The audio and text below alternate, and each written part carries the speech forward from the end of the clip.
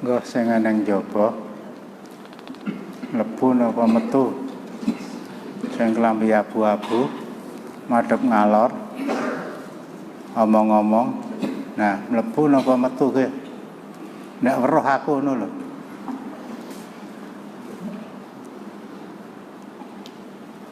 Mlebu kok malah nganggo masker.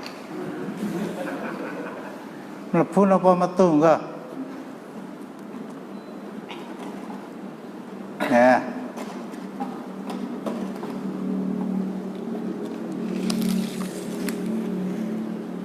Ya.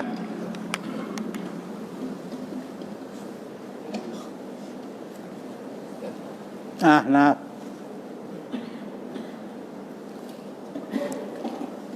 Ya bagus.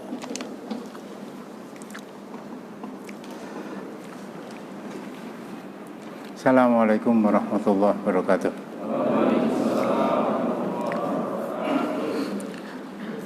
Innal hamdalillah nahmaduhu wa nasta'inuhu wa nastaghfiruhu wa nastahdihi wa na'udzu billahi min shururi anfusina wa min sayyiati a'malina may yahdihillahu fala mudhillalah wa may yudlil fala hadiyalah wa asyhadu an la ilaha illallah wahdahu la syarikalah wa asyhadu anna muhammadan abduhu wa rasuluh.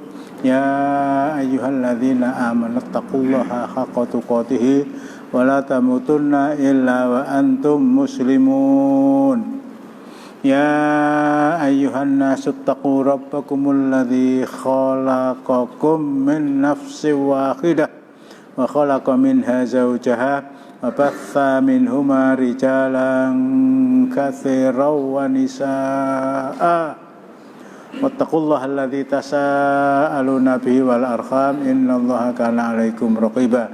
Ya ayyuhalladzina amanu taqullaha wa qulu qawlan sadida yuslih lakum a'malakum wa yaghfir lakum dzunubakum wa may yuti'illaha wa rasulahu faqad faza fawzan 'azima.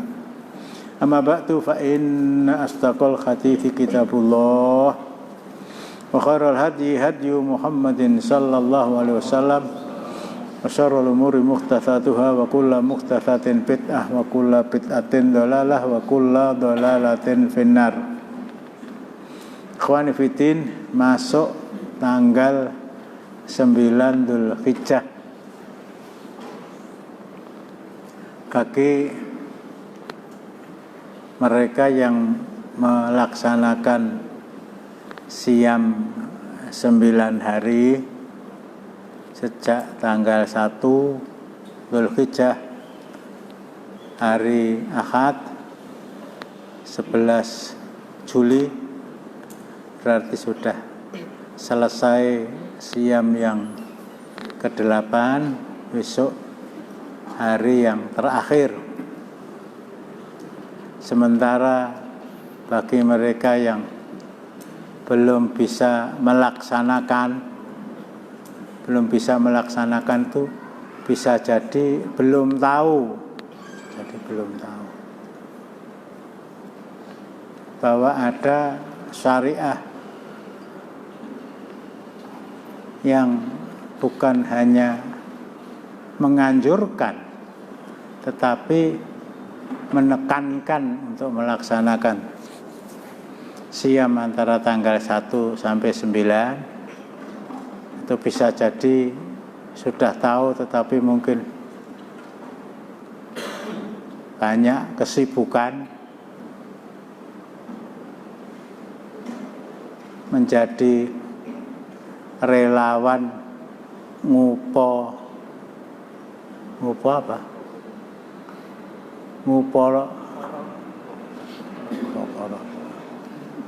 Ngrukti jenazah itu lho. Mulasara, alah wong Jawane ra eneng iki golek. Terlalu sibuk ya. Saya dengar berita itu untuk Kabupaten Klaten itu pernah mengalami 1 hari itu minimal 50 sekian jenazah yang harus diurus. Ngene Pak Aziz kuwi lho. Ku dites kuwi.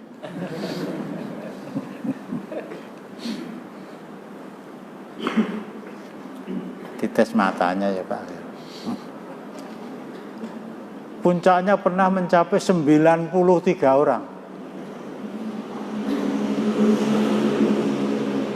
Nah ini relawannya yang Masya Allah, orang nganggo leren itu.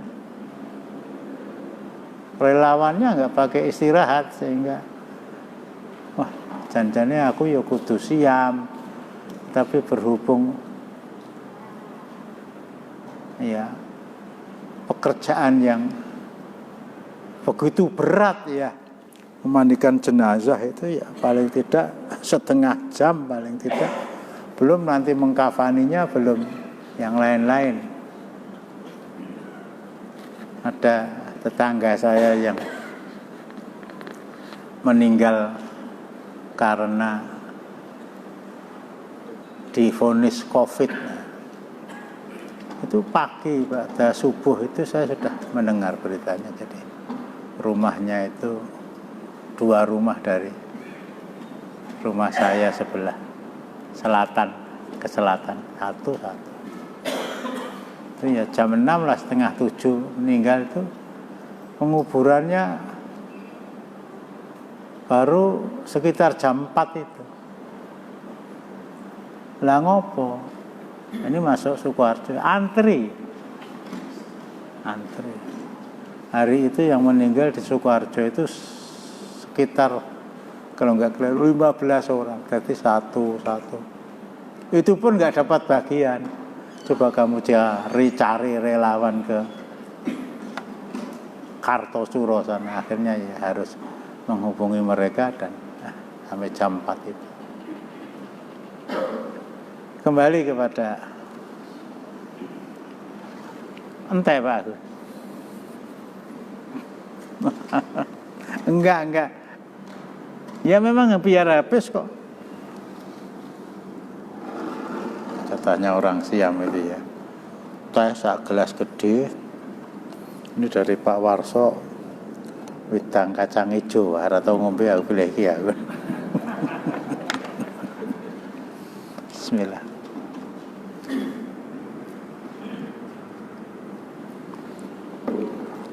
Masih ada besok 1 hari. Dan ini yang sangat terkenal. Bahkan hari tadi ya, kalau nasional, hari ini, hari Ahad itu juga dikenal sebagai tanggal 8 Hijriah.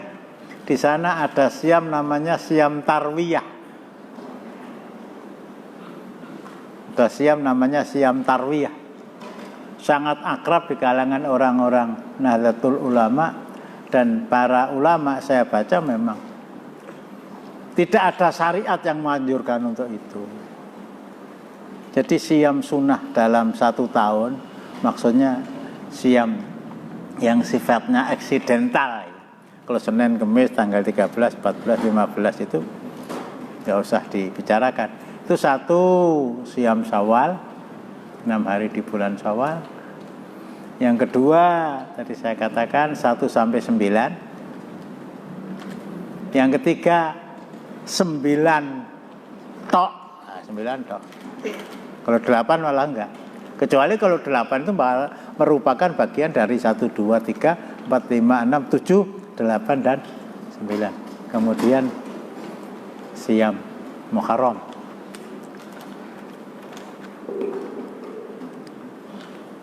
Karena Rasulullah sallallahu alaihi wasallam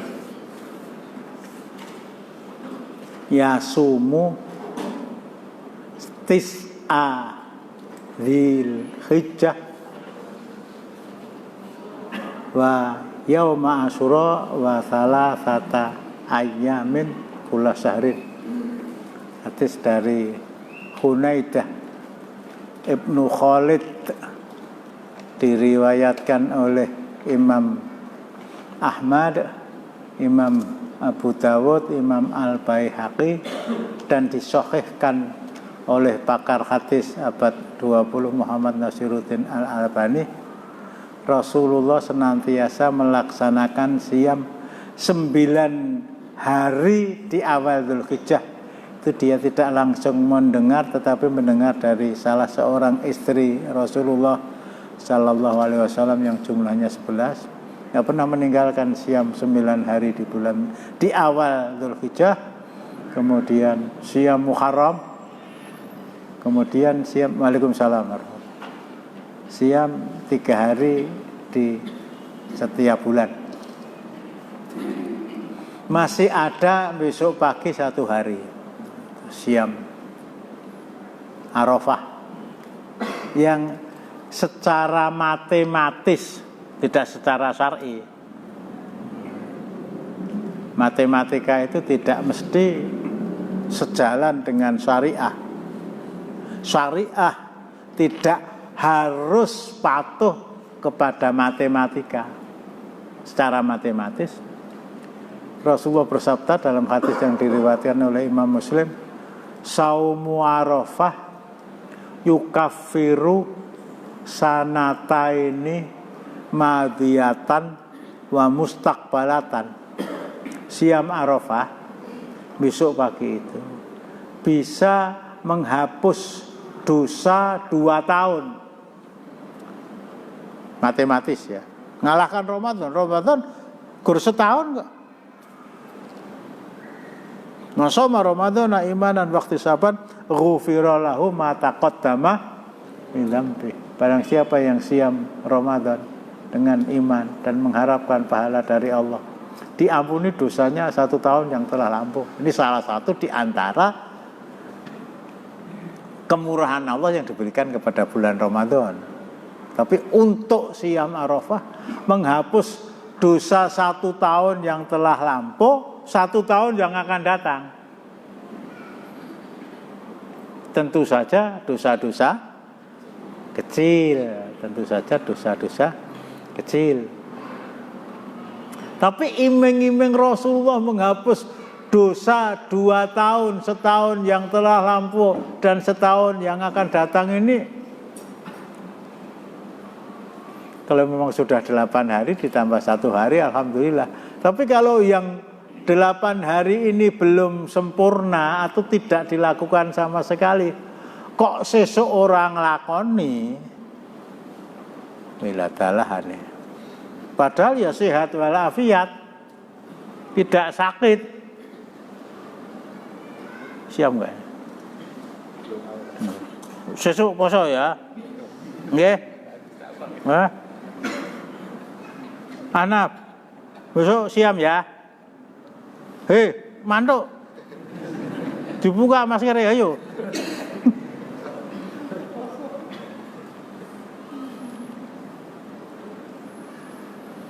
Ini kalau Ramadan kan sudah kan, mana bapaknya?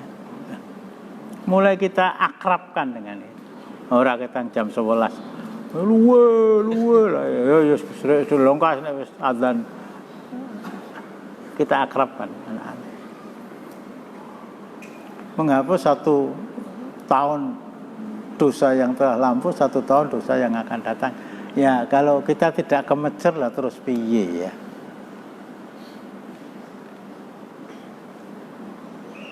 Ini perlu saya ingatkan. 1 hari ketika orang wukuf di Arafah, kita diperintahkan untuk siam, justru Rasulullah Sallallahu Alaihi Wasallam asaumi Arafah di Arafah. Orang yang wukuf itu justru dilarang oleh Rasulullah untuk melaksanakan siam. Ini yang pertama. Yang kedua, masuk tanggal 20 Juli 10 Dzulhijjah, akhir PPKM darurat wallahu a'lam gelombang pertama.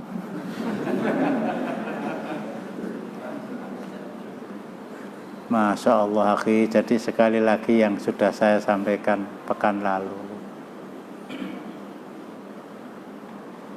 ini pintu jannah itu dibuka seluas-luasnya oleh Allah Subhanahu wa ta'ala untuk memanfaatkan rezeki yang diberikan Allah kepada kita untuk kita berikan kepada mereka-mereka yang secara mendadak rezekinya oleh Allah dengan perantaraan manusia dikat betul, gerak. Kemarin saya contohkan buruh pasar Klewer, ya sing diliwet dina iki blonjone ndek wingi. Ya bawa gajinya itu, waalaikumsalam warahmatullahi, sepekan sekali, ya itu gaji sepekan itu diatur. Hingga saya bahasakan, yang saya makan hari ini ya gaji kemarin, yang saya makan besok ya gaji hari ini. Kalau hari ini secara mendadak, sesuk pasar Klewer tutup, kena mlebu ning liwat dhuwur, padahal didak itu ya.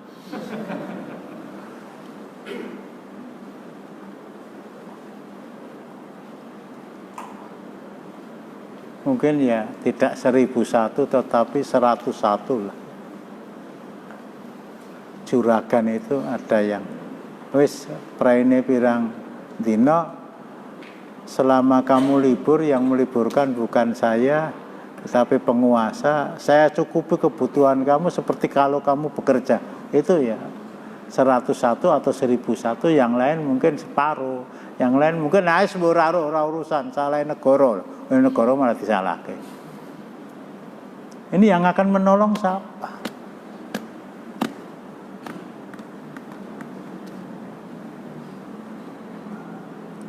Dari sinilah berlaku ayat yang berkali-kali saya ingatkan dalam surat Al-Insan ayat 8 dan 9, wa yut'imunat ta'ama ala hubbihi miskina wa yatima wa asira, surat ke-76 ayat 8 dan 9. Mereka calon penghuni jannah. Semuanya kita berharap untuk menjadi penghuni jannah. Mereka calon penghuni jannah itu tanda-tanda mereka waktu di dunia memberikan makanan yang mereka cintai. Memberikan makanan yang mereka cintai. Tapi bisa difahami, memberikan harta yang mereka cintai. Kepada siapa? Miskinan, orang miskin.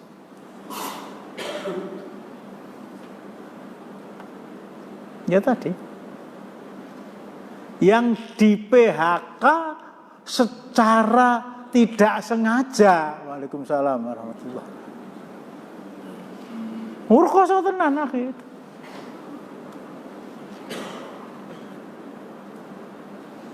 Itu telak betul kok itu. Ya tidak harus kita cukupi kebutuhan mereka, tetapi kemampuan kita berapa. Mereka nggak sakit, mereka nggak kena COVID, tidak. Dan jumlah mereka seluruh Indonesia itu bukan ratusan ribu, jutaan. Kalau pasar Klewer tadi belum kulinya. Tuh aku ngetok kabeh. Lah biasanya ngangkuti barang.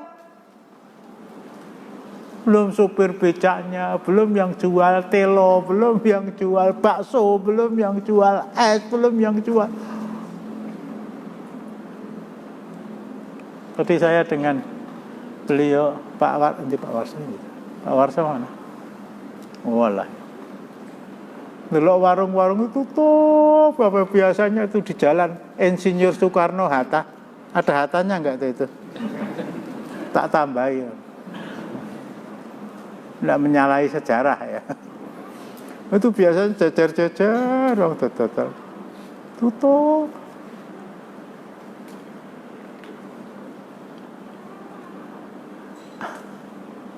Mangane metu-metu ya metu-metu to. Lah ning sing dipangan kuwi lho. Ini mumpung ya masih ada tanggal 9 dan tanggal 10 yang tidak ada amal soleh dalam 1 tahun yang lebih dicintai oleh Allah dibandingkan dengan amal soleh yang dilakukan antara tanggal 1 sampai 10 Dzulhijjah.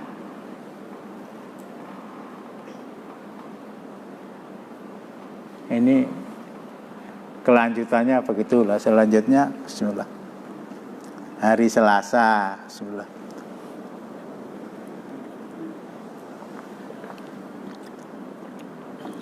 Sholat Idul Adha di rumah sendiri-sendiri.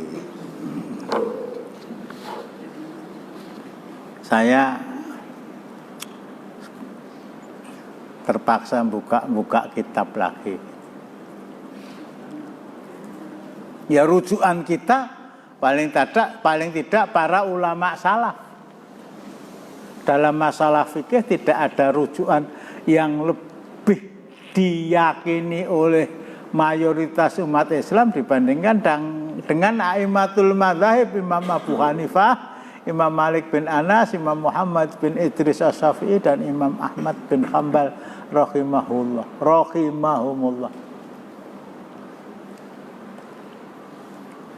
Tempat sholat Id itu jumhur ulama, mayoritas ulama, Imam Abu Hanifah, Imam Malik, Imam Ahmad bin Hanbal, itu dikerjakan di tanah yang terbuka. Bahwa itu dibahasakan dengan di lapangan, ya silahkan. Di lapangan, di tanah yang terbuka, bukan di jalan. Pengarep liwat raisoh mendolimi orang yang menggunakan jalan yang sifatnya umum di halaman masjid kita. Itu karena Rasulullah melaksanakan sholat Idul Fitri dan Idul Adha itu di musola. Kecuali kalau hujan. Ya sama dengan sholat jamaah. Orang diperbolehkan untuk tidak ke masjid, diperbolehkan. Bukan dilarang. Bukan ditutup sementara. Kalau sementara, semen Nusantara. Enggak lah, ya saya tuh sidik-sidik ngerti lah gitu. Orang boleh tidak ke masjid, 1, jelas ya, karena hujan. 2, karena musafir. 3, karena sakit. 4, karena jalan berbahaya. 5 ini nggak ada karena COVID-19 itu nggak ada. Apalagi karena imbauan dari Kementerian Agama. Ora eneng.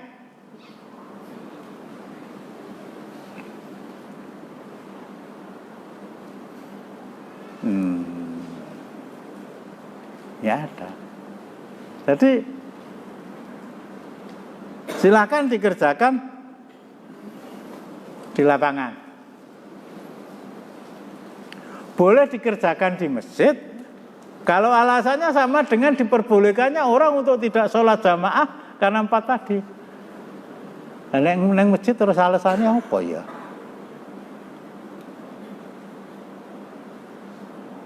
Masya Allah. Saya terus terang ya, di tahun-tahun 80-an itu ada makar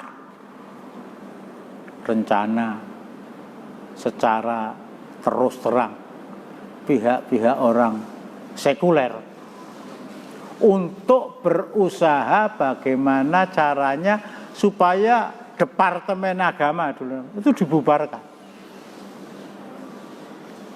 Masya Allah, ya reaktif orang.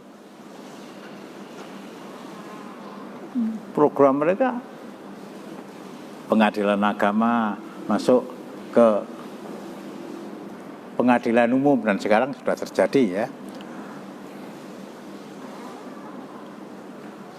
Ibtidaiyah, sanawiyah, Alia, Yayan masuk ke Kementerian Nadiem Anwar Makarim masuk ke Kementerian Pendidikan dan Kebudayaan. Nanti KUA ya masuk ke pengadilan, selesai.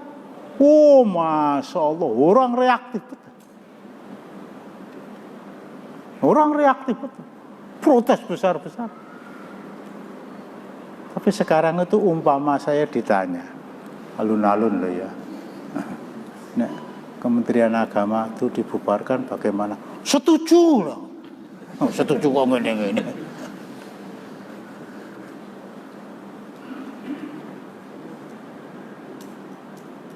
Masjid-masjidnya kan dapat selebaran. Masjid ditutup. Potong ramu udhiyah, potong korban dibawa ke tempat penyembelihan. Lah nek Sukoharjo kuwi ngendi ngene? Eneng ora? Solo ada jagalan sana ya. Lah nek MTA ya. Itu yang disembelih lebih dari 4.000 kambing. Ku tekan tanggal piro ku. MTA tok lho itu.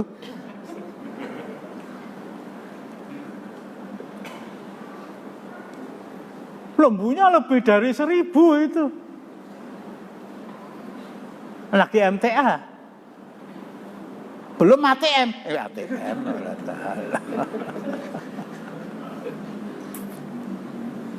Nah, masjid itu rata-rata satu masjid itu potong 5 lembu lah.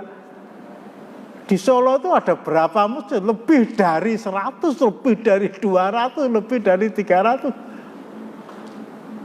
Apa yang nyembelih itu kontekle begitu.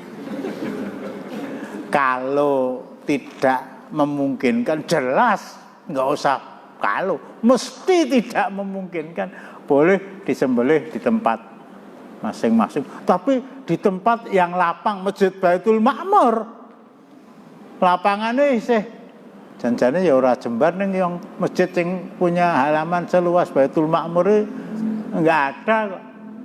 Masjid itu ya lor omahe wong kidul dalan gitu ya. Kalau masjid tempat saya itu etan yo uton yo omahe wong, kulon ya dalan kang. Lah nyembelihnya di mana? Nyembelihnya di mana? Nyembelihnya harus jaga jarak.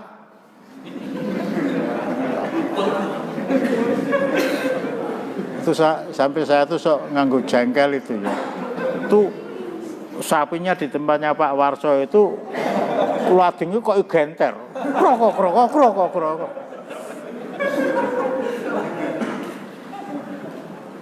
Oh alah Pak D.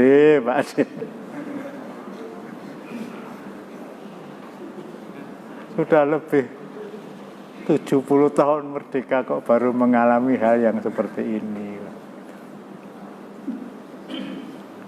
Boleh mengadakan sholat kalau tidak bisa di tanah yang lapang, di masjid. Di masjid. Itu pun jumhur ulama mengatakan diperbolehkan orang sholat di masjid mereka-mereka yang mungkin sudah usianya, ya bukan usianya, badannya sudah lemah, berjalan ke lapangan itu sudah kesulitan, orang yang sakit-sakitan, orang yang buyutan, orang yang sudah tidak bisa berdiri terlalu lama, boleh dikerjakan di masjid dengan imam. Dalam hal ini kepala negara kalau di Jakarta, Pak Bupati kalau di sing enom, Pak Bupati Wonogiri ya. Itu menunjuk orang untuk ngimami di masjid karena banyak orang-orang yang dalam keadaan kurang mampu pergi ke tanah lapang untuk sholat di sana.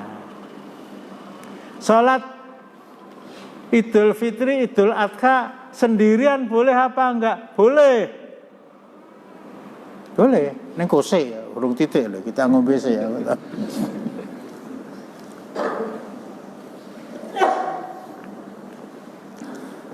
Diperbolehkan seseorang untuk melaksanakan sholat sendirian ketika dia terlambat. Lebar subuh sekak. Umur itu jam itu melayu. Wah, wes bubar. Boleh sholat sendirian. Di lapangan boleh, di rumah boleh. Tapi tidak ada perintah laksanakan sholat Idul Fitri, Idul Adha di rumah saja. Nggak ada. Bahkan saya baca Quran itu ada salah satu dari kantor Kementerian Agama di Solo, di Solo Raya. Waalaikumsalam. Di Surakarta. Itu membuatkan teks khutbah Idul Adha dibagikan kepada mereka yang mau sholat di rumah. Monggo wong salat nyang lapangan atau nyang masjid Idul Adha dan Idul Fitri itu ada yang hanya setahun 2 kali. Ada enggak? Kuat. Ada yang buka Quran ki kuwalik. Tegese buta huruf Al-Quran. Apa rasinau ora kajat. Nah itu nek didumi terus piye? Salah dhewe. Khutbah dhewe.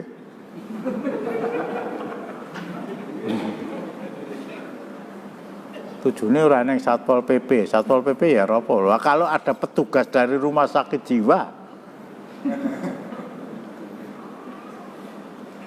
Jadi diperbolehkan, saya baca ya itu dalam sebuah kitab fikih paling baru ditulis oleh Dr. Wahbah Az-Zuhaili, Al-Fiqhul Islami wa Adillatuh.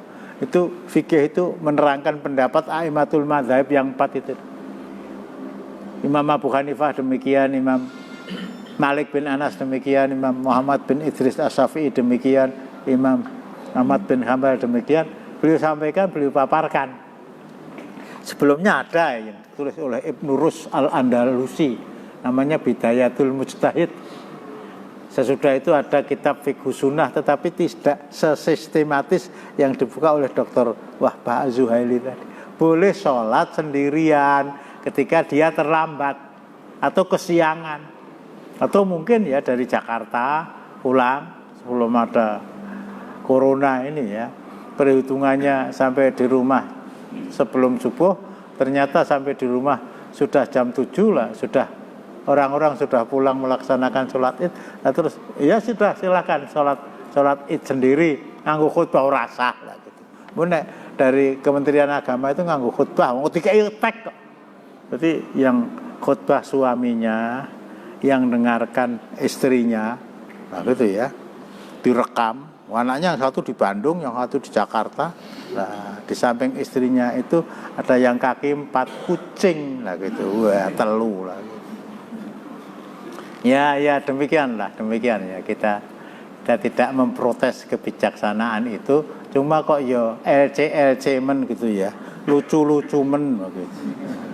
Ada yang ganjel silakan, tolong diingatkan kalau saya kurang pas atau ditanyakan kalau ada masalah yang berhubungan dengan monggo.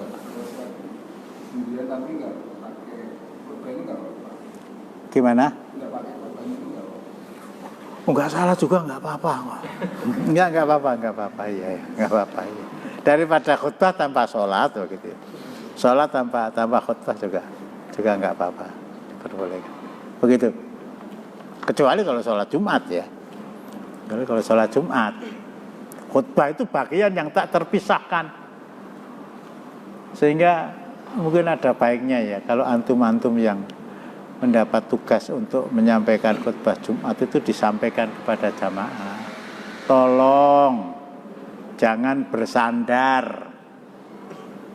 Lah pengajian tutu khutbah kok ya ora itu lho. Nyet anu kok mau balike ngeyel loh itu. Tolong jangan bersandar, ini khutbah. Tolong jangan ngantuk. Kalau Anda ngantuk, silakan pindah tempat atau bahkan ya, pakai cara yang lebih lebih dia yakini ya kalau Rasul pindah, silakan pindah tempat. Ambil air wudhu lah silakan. Itu mungkin ada baiknya kalau kita mengingatkan kepada jamaah sholat Jum'ah yang kadang-kadang masih bersandar, kadang-kadang ngantuk, kadang-kadang masya Allah tapi arep nesu yo piye ora nesu yo piye lah. Khutbah sudah dimulai, ada orang datang kira-kira 10 menit, duduk itu menghadap ke selatan, kok ke selatan, ke timur. Ora apa-apa lagi madhep ngetan wis elek. Ngetoke udut wong loro. Masyaallah. Wis ku dikapake ning ngono kuwi. Apa di gretel nganggo genter arep boleh. Yang lain mungkin.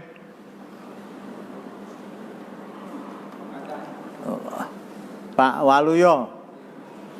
Saya sedikit terkait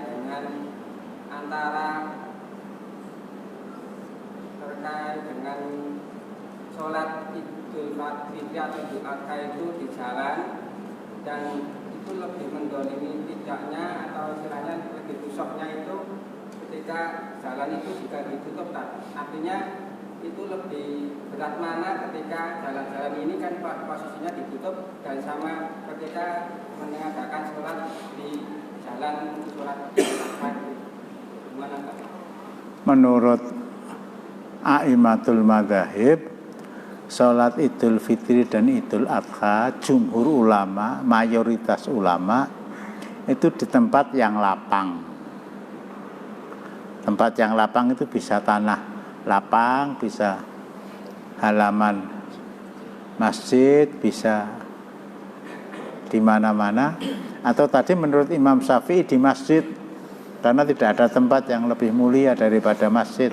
Tapi tidak ada, kalau tidak ada lapangan dan tidak ada masjid, silahkan di jalan tol, enggak ada. Tolol itu. Ya anaknya jalan tol, jalan arteri begitu kan. Anaknya jalan arteri, jalan Insinyur Soekarno-Hatta, Soekarno tok lah gitu.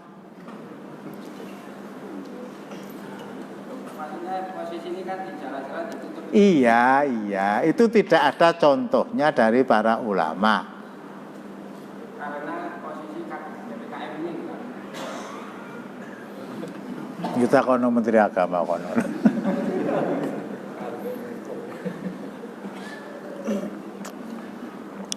PPKM itu nyuruh sholat di rumah sendiri-sendiri kok, khutbah dewe-dewe kok. Gimana? Gua jelas antum nanti menyalahi sabda dalem. Nanti lebih mendolimi gitu ya Pak. Menggunakan jalan. Kalau menggunakan jalan Soekarno-Hatta sejak dari Patung sampai kan ditutup nggih Pak Warso nggih. Itu berarti ditutup itu jalan selo. Jalan nganggur. Kan nggak boleh tuh itu. Tadi lewat mana? Melompat.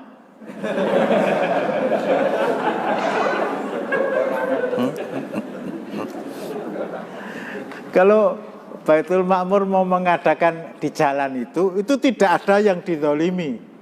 Kecuali Satpol PP mungkin. Lah, niki pripun to Pak Warso kok malah dinggo.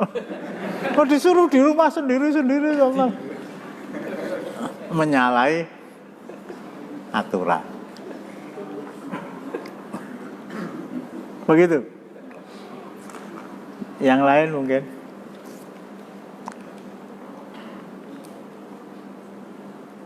Monggo.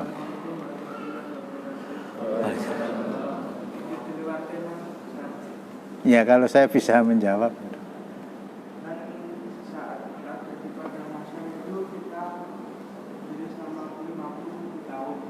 Bagaimana? pada masa Masa remaja. Di padang masa. Di padang masa. Ah, kemarin ah. apakah sama seperti perjalanan di dalam kubur terus di Indonesia apakah sama seperti 50 tahun atau lebih sedikit atau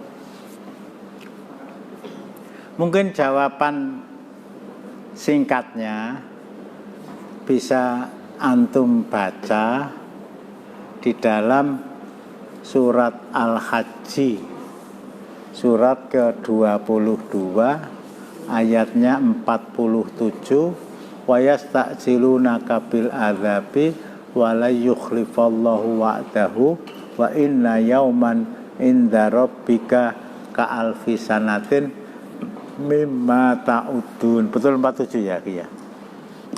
Satu hari di akhirat itu sama dengan berapa? 1000 tahun di dunia. Satu hari di akhirat sama dengan 1000 tahun. Nah, kalau sudah ada angka 57, ada angka, itu ukurannya ukuran akhirat. Jadi kalau 50.000 tahun, saya ambil yang gampang ya, berarti harus dikalikan 1000 tahun. Ini pada dasarnya bahasa itu ya. Jadi bahkan orang diterjunkan dari bibir jahanam ke permukaannya, itu harus memakan waktu sekian tahun. Ini pada dasarnya dimatematika juga boleh, tetapi kita terima secara filosofis bahwa akhirat itu jauh mengerikan, jauh menakutkan, jauh untuk harus dihindari daripada kehidupan di dunia. Itu tadi. Kok 1000 tahun tuh antum tuh piye ta? Itu 1000 tahun itu yang dalam surat As-Sajdah.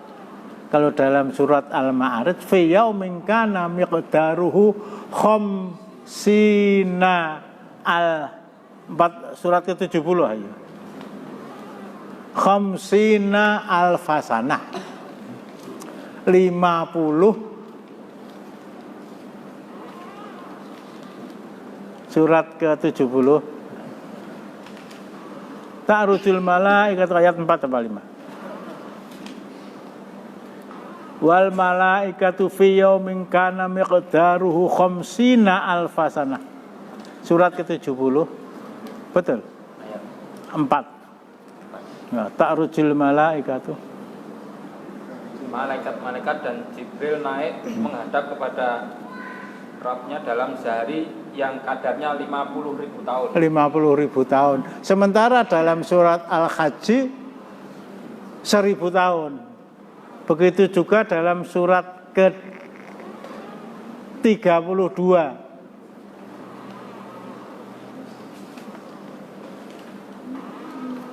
Surat As-Sajdah.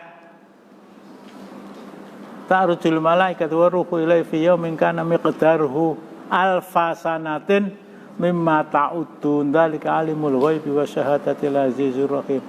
Awal-awal itu.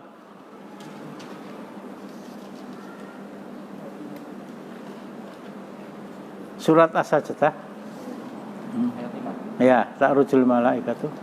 Dia mengatur urusan dari langit ke bumi, kemudian urusan itu naik kepadanya dalam satu hari yang kadarnya lamanya adalah 1000 tahun. 1000 tahun. Tapi ke dalam Al-Ma'arij 50.000 tahun. Dalam surat Al-Hajj para ulama, loh kok beda-beda, jangan diukur dengan hitam putihnya, tapi ukurlah bahwa pokoknya di akhirat itu lama sekali. Dalam surat An-Naba ayat 20 berapa itu?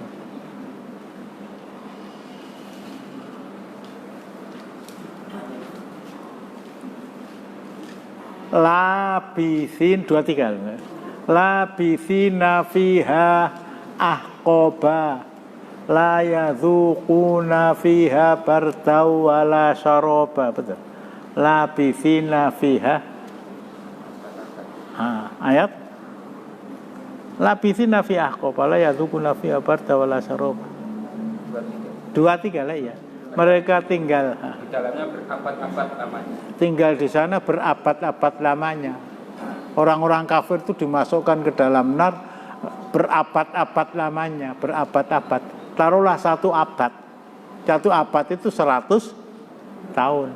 1 abad itu 100 tahun. 100 tahun kali 1000 berarti 100.000 tahun. 1 abad. Lah kalau 10 abad, ya dikalikan 10. 1 abad 100 tahun. Walah ya Allah, ini gara-gara Covid itu pikirannya.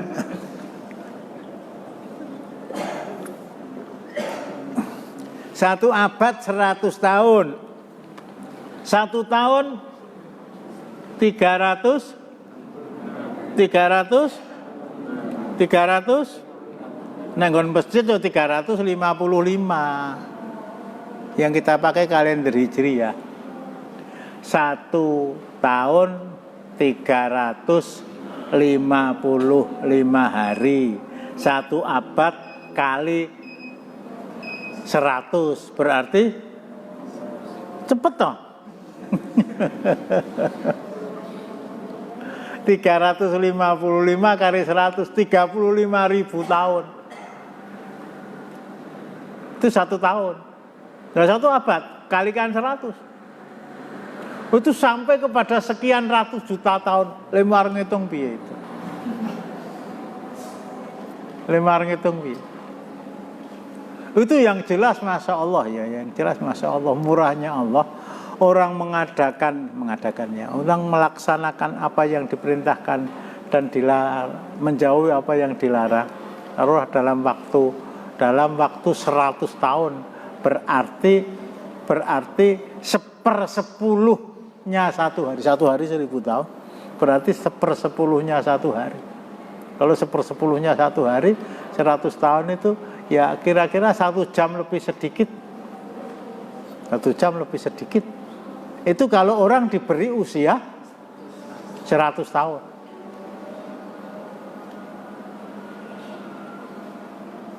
Itu kira-kira 1 jam lah. Itu kalau dia bisa melaksanakan apa yang diperintahkan dan menjauhi apa yang dilarang, Allah berikan ganti untuk dia ya tadi 355 juta tahun minimal, bahkan khalidina fiha abada. Begitu akhi. Cukup. Jadi sekali lagi besok pagi ya anak ya. Ini anake dikon ngono bapak ya katut ngono lho jenenge.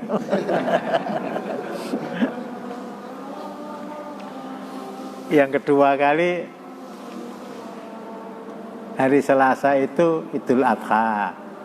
Bahwa sholat Idul Adha kita laksanakan. Silahkan. Mau di lapangan kalau memang memungkinkan. Itu sampai ya Allah, Gubernur Sulawesi Selatan itu mau melaksanakan sholat Id di lapangan itu sampai minta izin kepada Menteri Agama. Saking takutnya itu loh. Kok antum tidak takut itu ya?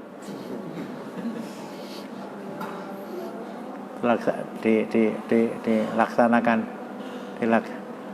hari Selasa, silahkan di lapangan, jangan di jalan, di halaman masjid silahkan, di halaman rumah kalau memang rumah itu luas silahkan. Rumah-rumah di sebelah, di kiri kanan keraton itu kan ada Purwo Diningratan, Suryo Diningratan itu kan halamannya luas. Mau di sana silahkan. Lah bahwa akhirnya nggak berani, silahkan laksanakan di masjid. Bagaimana kalau di rumah? Saya tidak bisa menjawab. Orang ini loh aku ya, saya tidak bisa menjawab. Nah ini Islam kok, kita kembalikan pada Quran dan Sunnah dan pendapat para salaf. dalam masalah fikih kita kembalikan kepada a'immatul madzhab. Semuanya mengatakan silakan kerjakan di lapangan. Kalau Anda tidak mampu silakan kerjakan di masjid. Kalau Imam Syafi'i kerjakan di masjid lebih utama daripada dikerjakan di lapangan. Ya, paling gampang ora salat yo ora apa-apa lah. Ya rampung itu ya. Termasuk tadi udhiyah. Kalau PPKM darurat itu diperpanjang berarti tanggal 20 juga masih PPKM ya.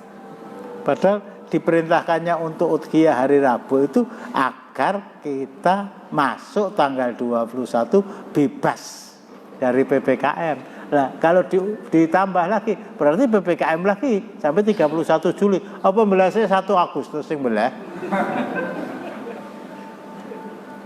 Ya semuanya dengan bahasa darurat bisa saja terjadi bagi mereka yang menganggap persoalan itu persoalan darurat. Bismillah, silakan. Silakan. Ya Allah, ini saya laksanakan. Masjidnya kan nutup Pak ya. Itu poin keberapa itu? Poin pertama kalau enggak keluar darat Kementerian Agama. Masjid untuk sementara, masjid, musola, langgar, gereja untuk sementara ditutup. Wah, betul wantun Pak Menteri, bukan saya tidak patuh kepada Anda, tapi apa yang Anda instruksikan dan Anda himbau itu kok tidak nyambung sama sekali dengan Al-Quran, dengan Sunnah, dengan pendapat para ulama, kecuali mungkin ulama Indonesia. Yang tidak setuju cuma satu, Kiai Slamet.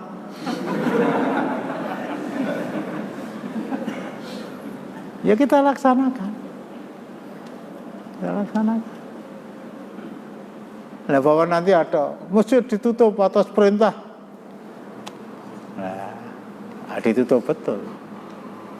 Tapi selama belum ada perintah begitu, bahkan saya sendiri kalau memang nanti masjid itu ditutup sama ibunya tuh saya ngomong, aku arep manggon nang masjid ibu. Lah mungkin dahari yo maam yo metu tutuk to yo. Supermi 3 itu sudah cukup, itu sudah cukup. Digodhog ya enak, ora digodhog ya nang plastiknya aja di. Enggak, Masya Allah, hati nurani saya berontak betul. Bukan hanya saya, bahkan saya ngomong ini mewakili antum semua. Hati kita berontak betul. Berontak betul. Aduh, kalau saya mau mencari saksi hidup mungkin ya sudah kesulitan ya. Mereka yang paling tidak hari ini berusia 90 tahun. Dulu ketika perang kemerdekaan.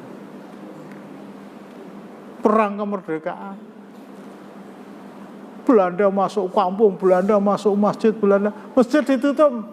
Mboten mbah buyut ya. Ora aneh masjid ditutup le. Saksi hidup itu sudah tidak ada. Bahkan dari cerita yang saya dengar, untuk menyimpan senjata agar tidak diketahui Belanda, senjata itu dimasukkan ke dalam bedok, dimasukkan kepada wuwungan masjid. Belanda kan nggak akan masuk masjid, mereka tetap menghormati masjid, sehingga senjata tadi aman. Kalau diletakkan di rumah digeledah ketahuan, yang punya rumah bisa berurusan. Itu masjid dalam perang kemerdekaan, tetap dilaksanakan. Cuma saksi hidupnya sudah, ya kalau ada mungkin 1 dari 1000 orang, dan itu pun mungkin ya sudah sulit kita ajak ngomong. Bismillah, ke lapangan, ke tanah lapang, atau ke masjid, atau wis rasa salat itu timbangan kon salat dhewe, kon khutbah dhewe ndak carane wong ora waras lagi. Assalamualaikum warahmatullahi wabarakatuh.